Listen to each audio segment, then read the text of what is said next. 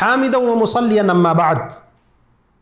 मुहतरम इस्लामी भाइयों, हज़रत इब्न अब्बास रज़ियल्लाहु अन्हु वो रिवायत करते हैं कि अल्लाह के नबी जनाब मुहम्मदुर रसूलुल्लाह सल्लल्लाहु अलैहि वसल्लम के साथ सवारी पर थे। अल्लाह के नबी सल्लल्लाहु अलैहि वसल्लम ने फरमाया, या गुलाम, ऐ बच्चे, अला उअल्लिमुका कलिमात, क्या मैं तुम्हें चंद बातें पते की न बतला दूँ? तो अल्लाह के नबी सल्लल्लाहु अलैहि वसल्लम ने वो चंद पते की बातें बतलाईं। बहुत अहम बातें हैं।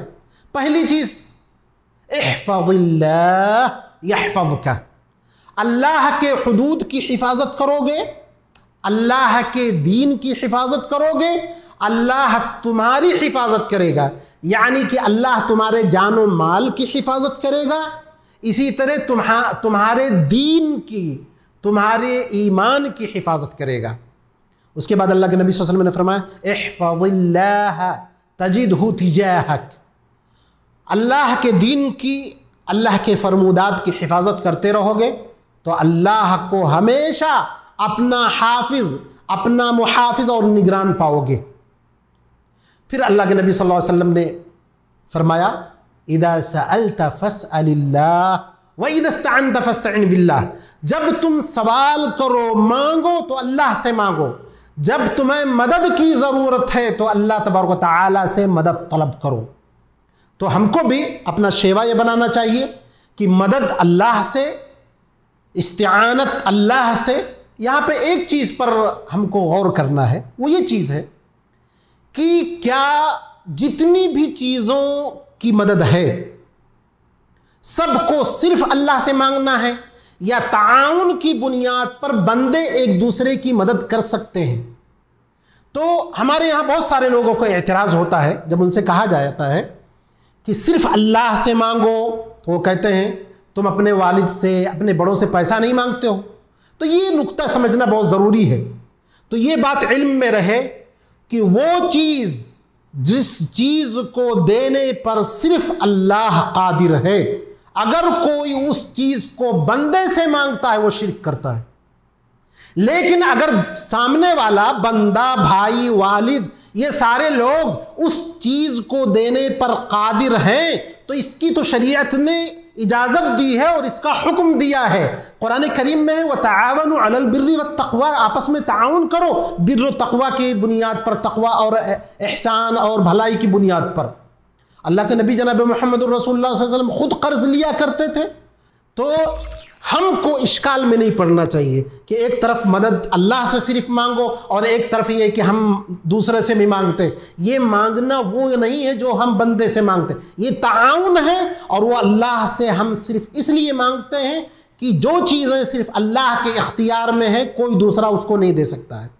वही इदा सअल्त फसअलिल्लाह व इदा इस्तअनत फस्तईन बिल्लाह, जब मदद तलब करो तो अल्लाह तबारक व तआला से मदद तलब करो।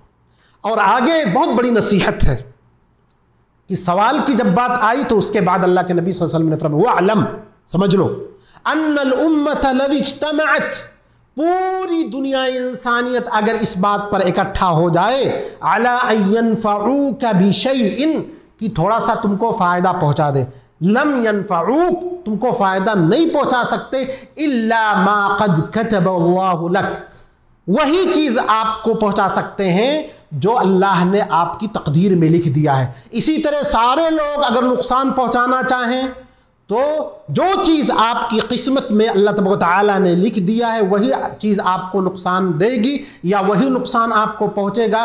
कोई अपनी तरफ से बंदों में से या सारी कायनात मिलकर के आपको नुकसान नहीं पहुँचा सकती। अल्लाह के नबी सल्लल्लाहु अलैहि वसल्लम ने फरमाया, रुफ़िअतिल अक़लाम व जफ़्फ़तिस सुहुफ़, कलम तोड़ दिया गया और सहीफे सूख गए, यानी तकदीर का मामला लिख दिया जा चुका है बहुत बहुत पहले, तो तुम्हारी तकदीर में अच्छाई बुराई लिखी जा चुकी है।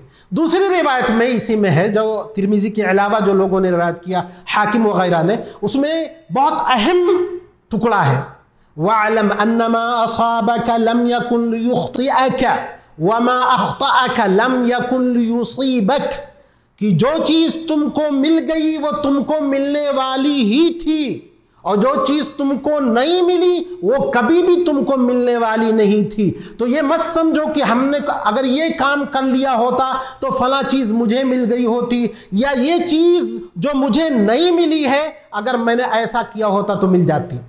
तो ये बहुत ही अजीम रिवायत है। और अल्लाह के नबी जनाब मोहम्मद रसूलुल्लाह सल्लल्लाहु अलैहि वसल्लम इब्ने अब्बास रज़ियल्लाहु अन्हु को नसीहत कर रहे हैं। और मालूम होना चाहिए कि अल्लाह के नबी सल्लल्लाहु अलैहि वसल्लम का जब इंतकाल हुआ तो इब्ने अब्बास 15 साल के थे।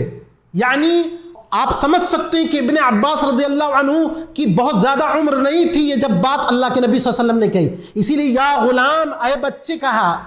तो इसमें एक बात ये भी कि हमको अपने अहल अयाल को कम उम्र के बच्चों के जहनों में अल्लाह के ऊपर तवक्कुल, उससे नुसरत, उसकी तौहीद, शिर्क से बेजारी, ये सारी जो अजीम अजीम चीज़ें हैं, बड़ी बड़ी चीज़ें हैं, उनके जहनों में पेवस्त करते रहना चाहिए।